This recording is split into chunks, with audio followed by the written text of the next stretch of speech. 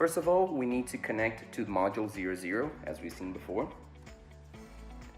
To do that, we go to the Wi-Fi settings on your phone. We select the module 00. The password is ZiroKits, Z-I-R-O-K-I-T-S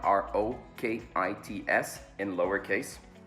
If you get any warning related to no internet or a problem with the connection, you can just ignore that and try to connect again. After module is successfully connected, we open the Ziro app. We select Mobile Control. We go to Custom Robot, and here we have 4 navigation buttons and 4 Ziro buttons available for you. You can define all of these buttons to specific colors and then subsequent actions. To begin with, we select the button up. We program our violet module to continuous rotation. Now we select the Z button.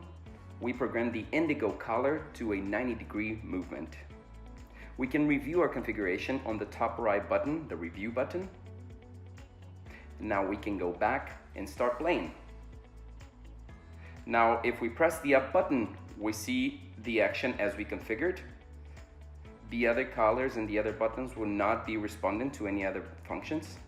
Similarly, with the Z button, we see the response according to the configuration that we set. We can change the speed using the speed slider. So we can see that the continuous rotation is now slower. And we can also make it faster. We can also play on the tilted mode, in which you tilt your phone 90 degrees and we get a new position of the buttons for a more interesting experience. The pause button shown on the bottom can be used to stop the modules from responding to the buttons. So you see that none of the modules will respond while it's in pause mode. If we put it on play mode again, the modules start responding again. We can go back.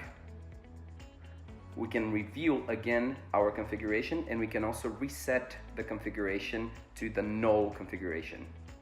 So no modules are going to be responding to any buttons, and we can reprogram it again.